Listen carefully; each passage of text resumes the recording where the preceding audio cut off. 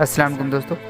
5 खां 15 ग्रेड जी नौकरियुनि लाइ जेको टेस्ट IBS सखर तरफ़ां वरिती वेंदी उन जा सैंपल पेपर्स जारी थी चुका आहिनि। टेस्ट 3 कैटेगरीज़ में वरिती वेंदी। अॼु जेको पाण सैंपल पेपर हल कंदासीं उहो मैट्रिक कैटेगरी जो आहे।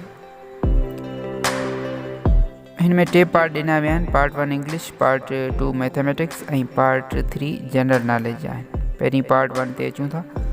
पार्ट 1 इंग्लिश में पहिरीं रीडिंग एंड कंप्रीहेंशन जा 10 सवाल हूंदा, जंहिंमें हिकिड़ो पैराग्राफ ॾिनल आहे, उन मां 8 सवाल पुछिया विया आहिनि। पैराग्राफ में आहे read the following passage carefully and answer the question from 1 to 2 set below it. हिते इन मां 2 सवाल ॾिना विया आहिनि, पर पेपर में इन जा 10 सवाल हूंदा।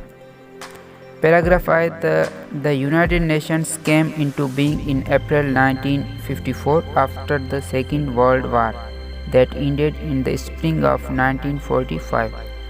The war had brought misery to all the world. Millions of people had been killed and made homeless.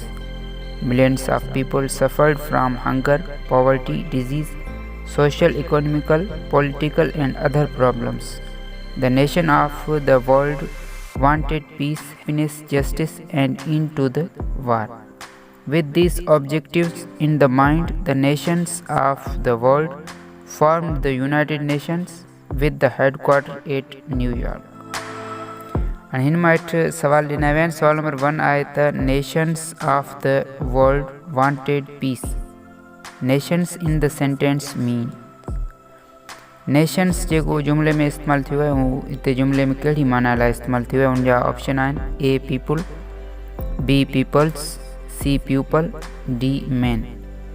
त हिन जो सही जेको जवाबु आहे उहो A थींदो पीपल। सवाल नंबर 2 आहे with this objectives in mind.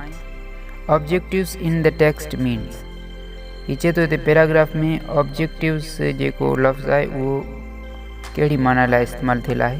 हिन जा ऑप्शन ॾिनल आहिनि A thoughts, B goals, C ideas ऐं D एम्स। तक़रीबन सभु हिकिड़ी माना वारा लफ़्ज़ आहिनि, पर हिते B सही थींदो गोल्स।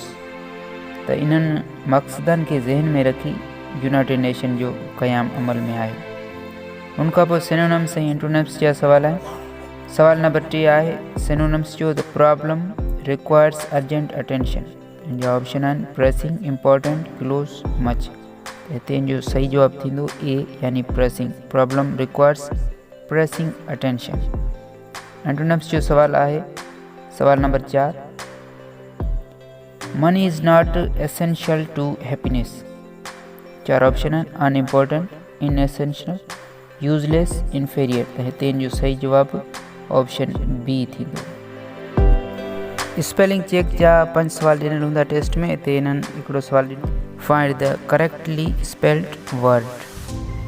A डेलिनेट, B डेलिनेट, C ऐं D 4 ऑप्शन ॾिना। हिन मां सही जेको स्पेल वारो लफ़्ज़ आहे उहो पाण खे सिलेक्ट करिणो आहे। त हिते इन जो सही ऑप्शन आहे option B DELINEAT। Error detection में 5 सवाल ईंदा।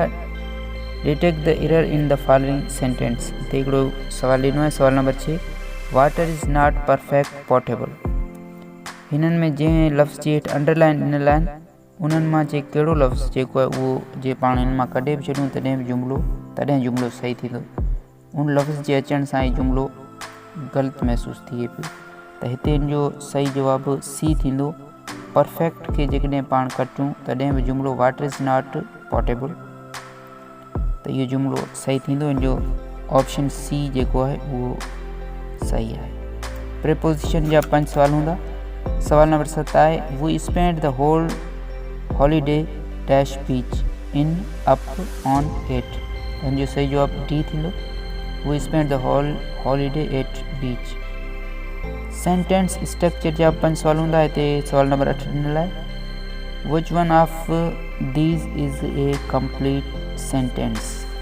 हेठनि मां कहिड़ो मुकमल जुमिलो आहे। A stop, B my bag not there, C about 50 pounds, D why don't you. हिननि में जे ॾिठो वञे त ऑप्शन A जेको आहे उहो सही रहंदो। स्टॉप लफ़्ज़ त हिकिड़ो ई आहे, पर इहो जुमिलो थिए पियो स्टॉप B। ऐं जीअं तव्हांखे ख़बर आहे त हींअर PST जी टेस्ट हुई, उनमें बि हिकिड़ो IBA तरफ़ां सुवाल हुयो त जुमिले में घटि घणा लफ़्ज़ थी सघनि था। त दोस्तनि 2 टिक कयो, पर आंसर की जे हिसाब सां उन्हनि 1 सही हो, त 1 लफ़्ज़ वारो बि जुमिलो थी सघे थो। पार्ट 2 मैथमेटिक्स आहे। सवाल नंबर 9 आहे, व्हाट % ऑफ 25 इज़ 10? ऑप्शन 4 ॾिनल आहिनि, 10, 2/5, 40, 25। त हिन जो सही जेको जवाबु आहे उहो ऑप्शन C थींदो, 40। ऐं जेकॾहिं इहो तव्हां सॉल्यूशन करणु चाहियो त तव्हां हीअ ॾिसी सघो था कहिड़े हिसाब सां सॉल्व कयो आहे असां।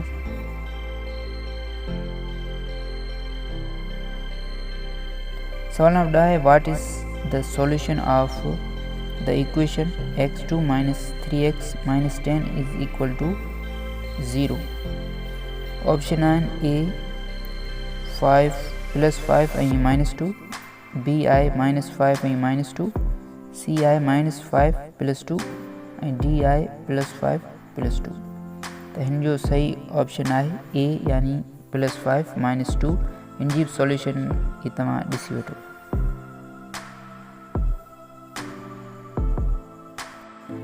पार्ट 3 जनरल नॉलेज जो आहे, जंहिंमें करंट अफेयर्स ऐं वर्ल्ड नॉलेज जा 15 सवाल ॾिनल हूंदा। सवाल नंबर 11 आहे, Louise Clark from USA won the Nobel prize 2020 in the field of. Louise Clark जेको उन 2020 जो नोबल प्राइज़ कहिड़ी फील्ड में हासिल कयो हो? ऑप्शन आहिनि लिटरेचर, फिज़िक्स, पीस, मैथमेटिक्स। त हिन जो सही जवाबु आहे A यानी लिटरेचर, अदब में। ऐं हीअ जेको SPSC जो जेको टेस्ट थी हुई हींअर सिंधी लेक्चरर जी, उनमें भी सवाल आयल हो।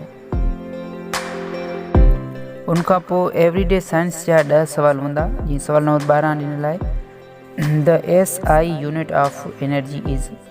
ऑप्शन आहिनि A joule, J B calorie, C watt, D ERG। त हिन जो सही जवाबु आहे A यानी जूल। इस्लामियात पाकिस्तान स्टडी जा 5 सवाल हूंदा। सवाल नंबर 13 आहे, which country is not the neighbour of Pakistan? कहिड़ो मुल्क पाकिस्तान जो पाड़ेसरी मुल्क न आहे? ऑप्शन आहिनि ईरान, चाइना, इराक, इंडिया। त ईरान, चाइना ऐं इंडिया त पाड़ेसरी मुल्क आहिनि। हिननि मां ऑप्शन C इराक जेको आहे उहो पाकिस्तान जो पाड़ेसरी मुल्क कोन्हे। सवाल नंबर 14 आहे, which prophet of Islam is called इमामुल अंबिया? ऑप्शन आहिनि हज़रत आदम अलैहिस्सलाम, हज़रत नूह अलैहिस्सलाम, हज़रत इब्राहिम अलैहिस्सलाम, D हज़रत मोहम्मद सल्लल्लाहु अलैहि वसल्लम। त हिन जो ऑप्शन D सही आहे। उनखां पोइ कंप्यूटर जा 5 सवाल हूंदा। हिते सवाल नंबर 15 ॾिनल आहे, लैंडस्केप इज़ A। ऑप्शन आहिनि font style, page orientation, C paper size, D page layout. त हिन जो ऑप्शन B सही आहे यानी पेज ओरिएंटेशन।